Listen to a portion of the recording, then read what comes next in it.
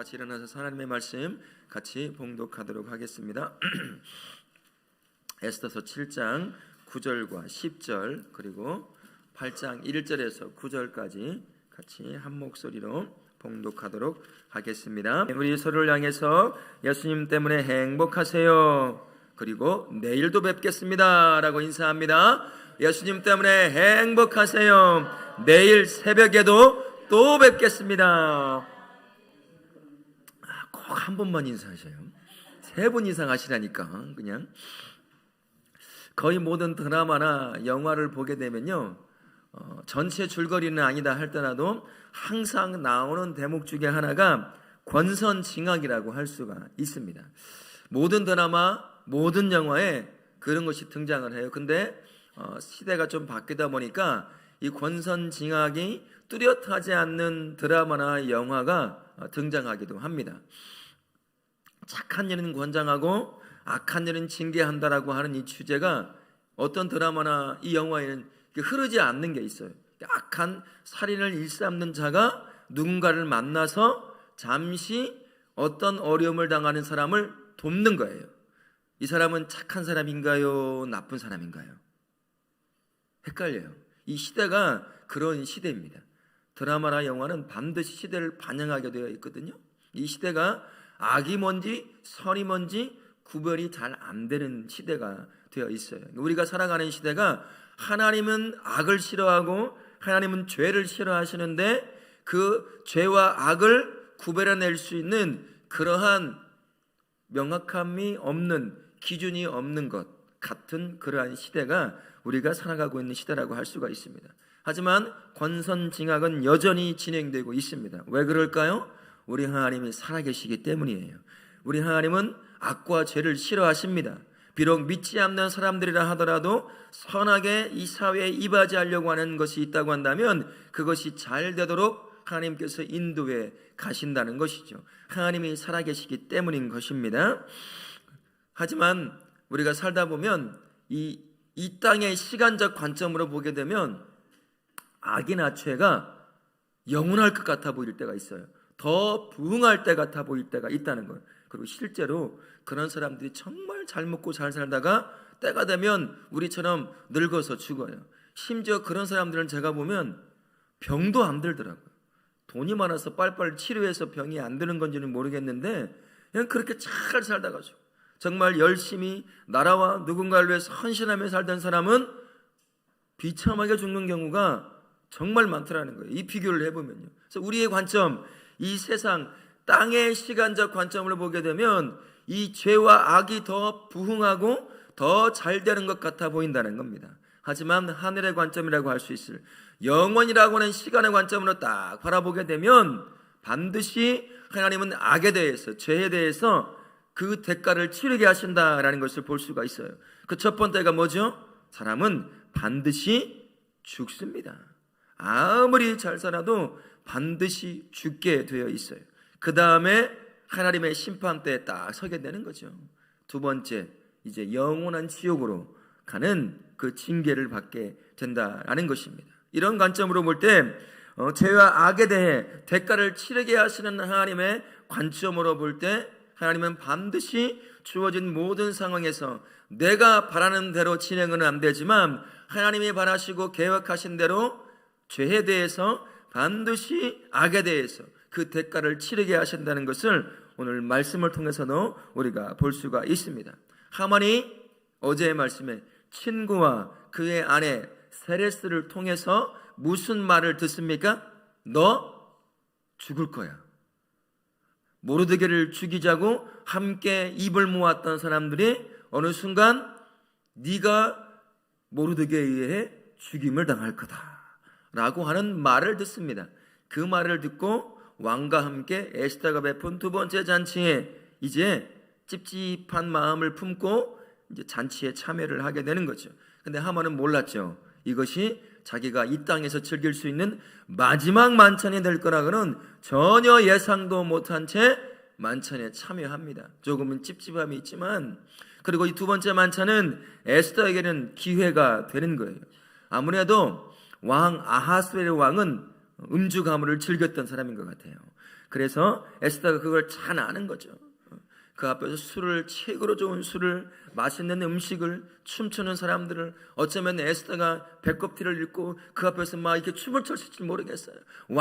자기 남편 왕의 마음을 정말 즐겁게 만들려고요. 왜요? 마음을 자기에게 열게 만들려고요. 마치 세례 요한을 죽이게 하려고 그의 헤로디아의 아내의 딸이 앞에서 춤을 춰자 헤롯이 뭐라고 했어요? 내가 모든 것 이 땅의 반절도 너에게 주리라 라고 했던 것처럼 오늘 아하수에로 왕도 똑같은 말을 합니다. 2절 하반절에 보면 이렇게 되어 있어요. 왕후 에스더여, 그대의 소청이 무엇이냐? 곧 허락하겠노라. 그대의 요구가 무엇이냐? 곧 나라의 절반이라 할지라도 시행하겠노라 라고 이야기합니다. 기분이 너무 좋은 거예요. 우리 남편, 우리 아하수의 왕 최고 사랑해요 막 이렇게 하면서 막 난리를 쳤을 거예요. 이게 마음이 활짝 열린 거야. 그러니까 네가 요구하는 건 내가 다 줄게. 막 이제 막 너무 좋은 거죠. 그래서 내가 절반이라도 달라고 하면 내가 주겠다 너한테. 이때다 싶어서 기회를 얻은 에스더가 하만이 하고 있는 계획을 다 얘기합니다. 유다 민족을 다 죽이려고 아무런 짓도 안 했는데 그런 계략 가운데 127도에 퍼져 있는 모든 유다 사람을 죽이려고 합니다. 그 주동자가 누구냐? 왕과 함께 했느니 하만입니다 라고 이야기를 합니다. 들켰잖아요. 하만이 그 소리를 듣고 왕이 뛰쳐나갑니다. 그리고 하만은 살려달라고 모르드게 앞에서 무릎을 꿇고 이제 막 애걸복걸해요. 마음을 추스린 뒤에 왕이 잔치자리에 다시 들어왔어요. 근데 그 모양이 자기의 왕후 에스더를 겁탈하는 모양으로 보여요. 왜 그 하필 그때 왕의 눈은 그것을 겁탈하는 모양으로 보였을까요? 살려달라고 하는 애걸복걸로 보여야 되는데 하나님의 역사가 이런 거거든요. 그걸 들킵니다. 그래서 모두 하만이 세웠던 모든 악한 계획이 다 수포로 돌아가게 되는 거죠.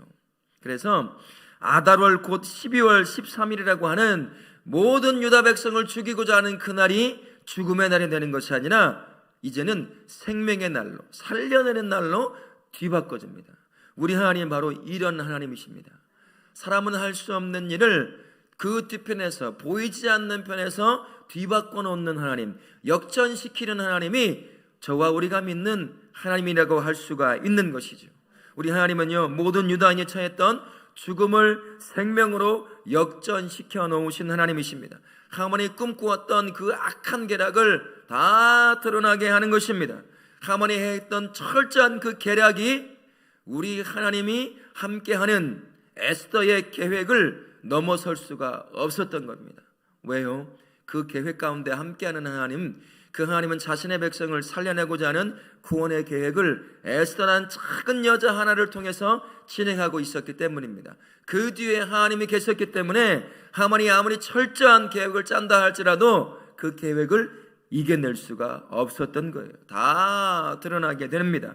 결국 하만은 그 악함에 스스로 멸망하고 말게 되는 거죠. 계략이 탄로가 나죠. 그래서 살려달라고 에스더 앞에서 애걸복걸하게 합니다. 그런데 하나님은 그 장면을 희한하게 보게 만드셔요. 겁탈하고 강간하려고 하는 장면으로 보게 되는 겁니다. 한 번 죽을 그것이 작정이 되었는데 이번에는 두 번째 에스더를 겁탈하는 그 장면으로 왕이 이제는 더 이상 애들 말대로 빼박 캔트가 되는 거예요.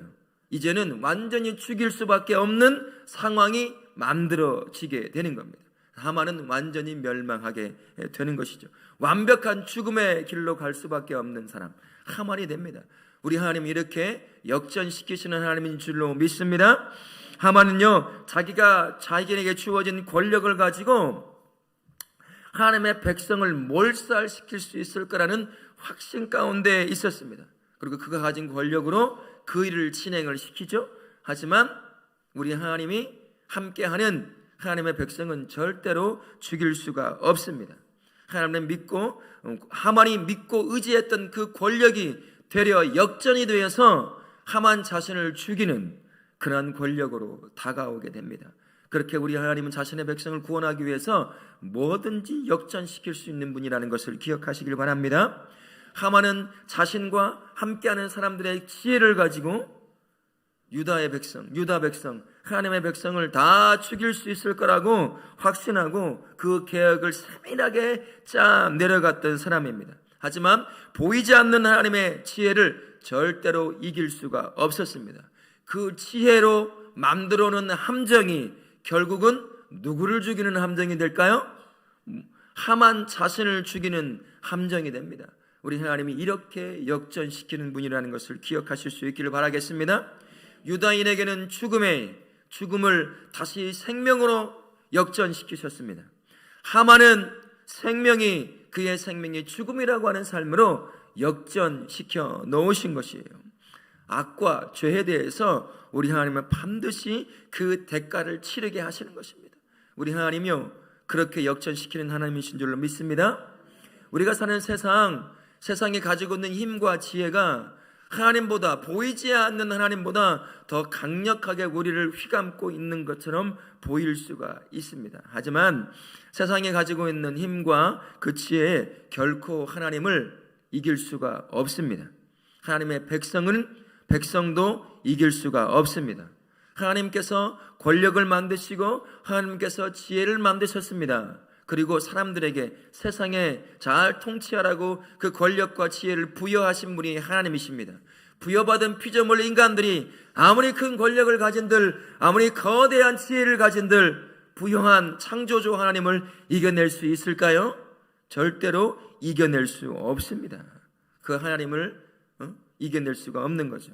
그 하나님이 주신 지혜와 그 능력으로 선함을 이루어야 될 그들이 악함을 행하게 될 때는 하나님은 반드시 그에 대한 대가를 치르게 하십니다. 그 대가는 피할 수가 없는 거죠.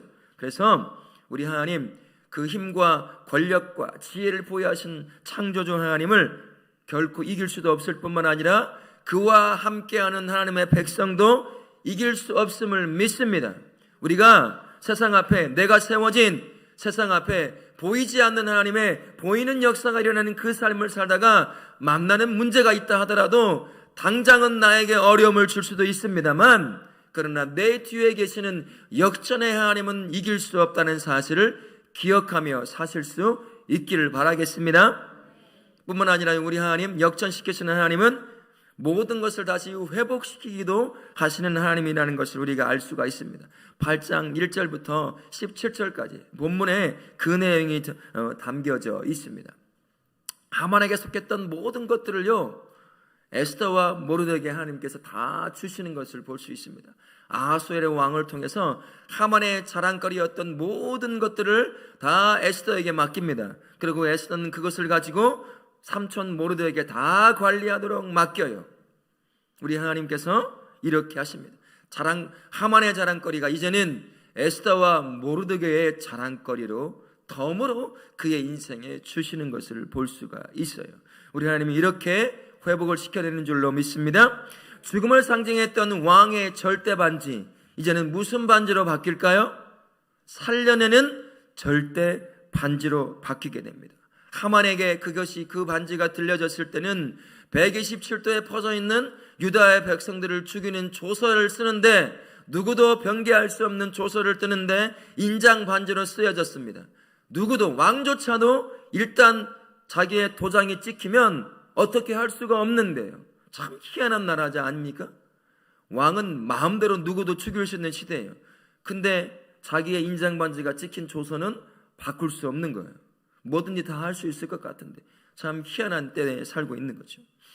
하지만 하나님께서 역전시키십니다. 왕의 반지가 이제는 모르드게에게 들려지게 되는 거죠. 모르드게가 조서를 씁니다.